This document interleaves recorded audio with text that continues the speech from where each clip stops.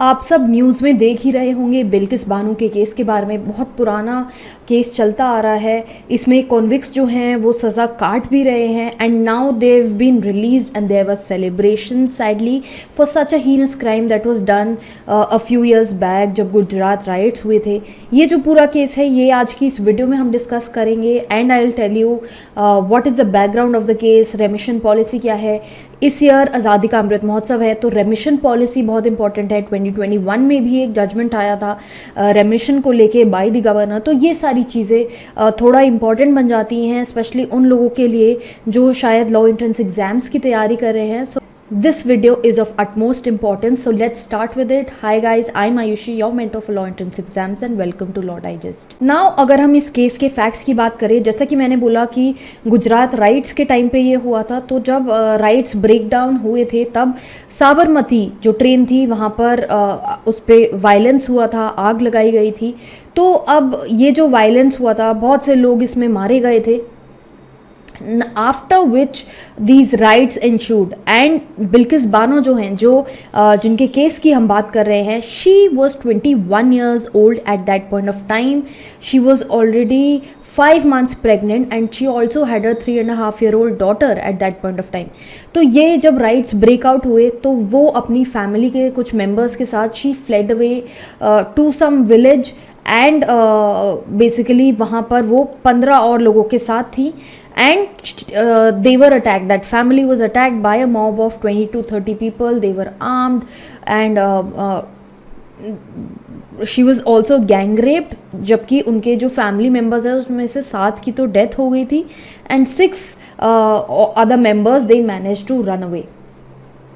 अब इन सब को देखते हुए बहुत ज़्यादा कंट्री में आउटरेज हुआ एंड सुप्रीम कोर्ट ने इस केस में फिर सुओ मोटो कॉग्निजेंस लिया। She went to the police station also. Police ने उनकी जो FIR रिकॉर्ड करी वो उसमें से कुछ मटेरियल फैक्ट्स गायब कर दिए एंड मेडिकल एग्जामिनेशन में भी कुछ फॉल्टरेशंस हुई and then Supreme Court took suo moto charge of this particular case and ordered a CBI probe. NHRC ने भी ये केस देखा था and finally CBI probe was directed in this case. अब ये जो accused है, these accused were arrested in 2004 and इनका ट्रायल स्टार्ट हुआ अहमदाबाद में, गुजरात में। बट गुजरात में बिल्किस बानो को काफ़ी थ्रेट्स मिल रहे थे एंड शी ऑल्सो फेल्ट कि एविडेंस टैम्पर होने के ज़्यादा चांसेस है बिकॉज ये जो लोग हैं they are very dangerous, which is why she made a plea for transfer of the case to Mumbai and court ने ऑर्डर किया कि इस केस को मुंबई ट्रांसफ़र किया जाए। अब कन्विक्शन की अगर बात करें तो स्पेशल कोर्ट CBI कोर्ट जो ट्रायल चल रहा था इनको they were held guilty.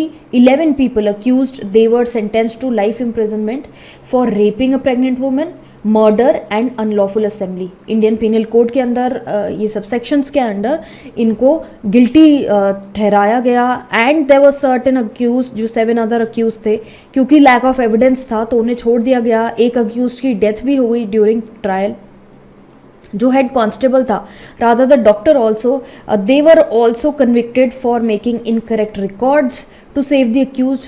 फिर इस ऑर्डर को जब चैलेंज किया गया तो क्योंकि गुजरात से केस जो है वो मुंबई ट्रांसफ़र हो गया था तो बॉम्बे हाई कोर्ट ने भी इनकी कन्विक्शन अपहोल्ड करी और साथ साथ बॉम्बे हाई कोर्ट ने ये भी जो अक्विटल है, जो अक्यूज़ किया गया था 7 अदर अक्यूज्ड, इनका जो अक्विटल है वो भी सेट असाइड कर दिया। फिर 2019 में जब तो the Gujarat government they said कि हम आपको 5 लाख का कॉम्पनसेशन देंगे। Bilkis Bano move to the supreme court कि she will not accept that 5 lakh compensation for the harm that is done to her. Supreme court ने ऑर्डर किया कि 50 लाख का कॉम्पनसेशन उनको अवॉर्ड किया जाए, साथ साथ एक जॉब और घर फॉर सिक्योरिटी, ये इसके लिए भी सुप्रीम कोर्ट ने डायरेक्ट किया। However you must be seeing in the news that the husband is claiming that 50 lakhs compensation के दिए बट घर और जॉब अभी तक नहीं है। 20 साल हो गए हैं, उनके पास कोई परमानेंट एड्रेस तक नहीं है रहने के लिए एंड ये लोग बहुत ही थ्रेट में, डेंजर में रह रहे हैं वहाँ पे।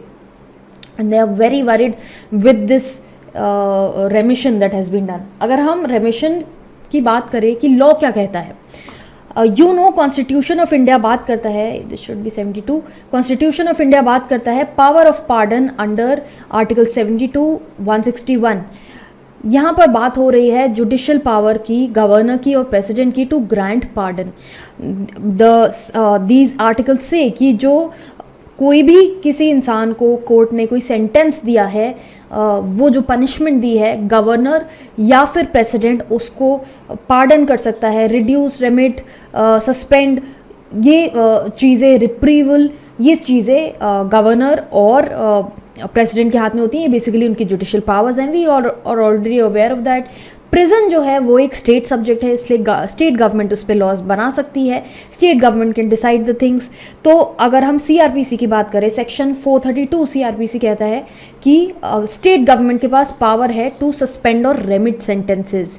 कुछ केसेस हैं जिसमें स्टेट गवर्नमेंट ऐसा कर सकती है. 433 में भी स्टेट गवर्नमेंट के पास पावर है that they can commute the sentence. मान लीजिए कोई लाइफ इम्प्रिजनमेंट है, उसको कम्यूट करके 14 ईयर्स की इम्प्रिजनमेंट, ये स्टेट के पास पावर है ऐसा करने की.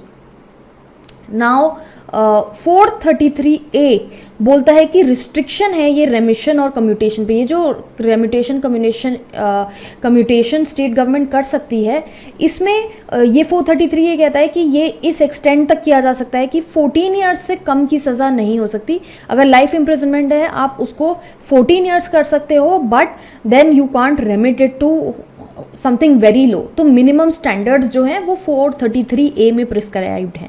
हाउएवर अभी हमने देखा रिसेंटली केस आया ही है, स्टेट गवर्नमेंट की ये जो पावर है, ये जो सारी चीज़ें हैं, कन्विक्शन जो है, गवर्नर इसको पार्डन कर सकता है on the aid and advice of the state government. And further अभी जो केस आया वहाँ पर ये भी बोला गया कि गवर्नर की जो पावर है टू पार्डन, वो ओवरराइड करती है सेक्शन 433A को. Governor is not governed by this particular section. The power overrides it because constitution में ऐसा गिवन है. What is the name of the case? I've discussed this case many times. Those who are preparing for law entrances, मेरे को comment section में बताइए so that I know you are preparing well. अब हमने देखा independence day के आसपास ये सब हुआ है. 75 ईयर्स ऑफ इंडिपेंडेंस हम सेलिब्रेट कर रहे हैं. This was the 76th independence day. इस इंडिपेंडेंस डे से पहले एक गवर्नमेंट की, यूनियन होम मिनिस्ट्री की रेमिशन पॉलिसी आई है, स्पेशल रेमिशन पॉलिसी, जिसमें बेसिकली ये बोला गया कि ये जो प्रिजनर्स हैं, इनको कुछ कैटेगरी ऑफ प्रिजनर्स हैं, इनको रिलीज़ किया जाएगा 3 फेजेस में. 15 अगस्त, 26 जनवरी 23 एंड 15 अगस्त 2023. तो अगर इनको इस तरह से रिलीज़ किया जाएगा, इनके टर्म्स दिए गए कि कैसे कैसे इनको रिलीज़ किया जा सकता है. वुमेन ट्रांसजेंडर कॉन्विक्ट्स जिनकी 50 साल की उम्र हो गई है, और मेल कॉन्विक्ट्स जिनकी 60 ईयर्स की एज हो गई है, एंड इन लोगों ने अपना 50% ऑफ टोटल सेंटेंस कंप्लीट कर लिया है, तो इनको रेमिट किया जाएगा. फिजिकली चैलेंज और डिसेबल कॉन्विक्ट्स जो 70% डिसेबिलिटी से सफ़र कर रहे हैं और उन्होंने भी अपना half the sentence they've completed. Terminally ill convicts जो हैं एंड उनका 2/3 कंप्लीट हो गया है सेंटेंस पीरियड, या फिर पुअर या इंडिजेंट लोग हैं जो शायद जेल में हैं एंड जिनके पास पैसे नहीं हैं टू पे द फाइन, इन लोगों को रिलीज़ किए जाने की ये पॉलिसी आई. अब यहाँ पर बात हो रही है जो 11 कॉन्विक्ट्स हैं उनके रिलीज़ की. इसमें क्या हुआ कि इनमें से एक कॉन्विक्ट जो है राधेश्याम शाह, इन्होंने ही moved an application before the Gujarat court saying कि उनको रेमिट किया जाए बिकॉज उन्होंने 15 साल अपने पूरे कर लिए हैं. So basically he was taking refuge under the sections कि उन्होंने अपने 15 साल पूरे कर लिए हैं, तो उनको रिलीज़ किया जाए. साथ साथ और लोगों की भी यहाँ पर कन्विक्शन की बात हो रही थी.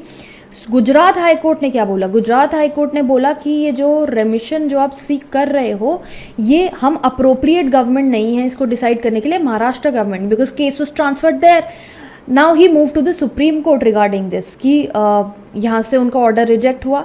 तो गवर्नमेंट ने बोला कि क्योंकि ये राइट्स जो हैं, जो ये केस है ये गुजरात में हुआ था, Bilkis Bano case happened in Gujarat. Gujarat government appropriate government है to decide, and government can decide in accordance with the 1992 remission policy जो ये गवर्नमेंट की थी. उस टाइम पे एक रेमिशन पॉलिसी स्पेशल आई थी गवर्नमेंट की. हाउएवर 2014 में उस पॉलिसी को फिर उस पॉलिसी को गवर्नमेंट कोर्ट ने बोला था कि ये पॉलिसी सही नहीं है, कुछ फ्लॉज थे इस पॉलिसी के अंडर, किसी कंडीशंस पे रेमिट किए जाने की बात थी. अब वापस से वही पॉलिसी कोर्ट ने बोला कि उस पॉलिसी के अंडर ही, बिकॉज ये जो केस है ये उस टाइम का है, तो उसी पॉलिसी, उस टाइम पे ये पॉलिसी एप्लीकेबल थी, तो उसी पॉलिसी के अंडर डिसाइड होगा कि इसको रेमिट किया जाएगा कि नहीं. तो कमेटी बनाई गई under the chairmanship of collector Sujal Mayatra. अब इस कमेटी ने यूनानिमसली डिसाइड किया कि इस पॉलिसी के अंडर इन 11 कॉन्विक्ट्स को रिलीज़ किया जाए. And finally, as you see in the news, it has been all over that these 11 convicts have been released. They are celebrating, and the other side, they are very worried. Bilkis Bano, उनके husband, people are supporting them, protest कर रहे हैं because इतना heinous crime है जिसके लिए शायद death penalty की सज़ा भी मानी जाती, because murder and rape of a pregnant woman, उस केस की बात कर रहे हैं हम. एंड यहाँ पर अब उनको, क्योंकि उनके 15 साल पूरे हो गए हैं और ये पॉलिसीज़ के हिसाब से उनको रेमिट कर दिया गया है. एंड लेट अस सी, अब बिल्किस बानो के पास जो ऑप्शन है वो यही है कि वो हाई कोर्ट और सुप्रीम कोर्ट के डोर्स को नॉक करें फिर से, एंड शी आस्क्स कि ये जो रेमिशन है इसको कैंसिल किया जाए, वेव ऑफ किया जाए. अब ये रेमिशन जो किया है ये गवर्नमेंट ने किया है, exercising the power under section 432 433 CRPC. जैसा कि मैंने पहले भी बोला, ये स्टेट सब्जेक्ट में फॉल करता है, तो गवर्नमेंट ऐसा डिसाइड कर सकती है. अब देखते हैं कि कोर्ट्स का क्या इस केस में कहना होगा. Anything that you have to say, you feel, you understand about this matter, whatever you want to share with me, you can do so by commenting on this video, and let everybody know about your opinion as well. ऐसी और informative videos के लिए हमें YouTube पे follow करते रहे, subscribe कीजिए channel को, एंड ऑल्सो इंस्टाग्राम पे भी हमें फॉलो करिए, जहाँ पर हम बहुत इंटरेस्टिंग लीगल कंटेंट आपके लिए लेके आते हैं.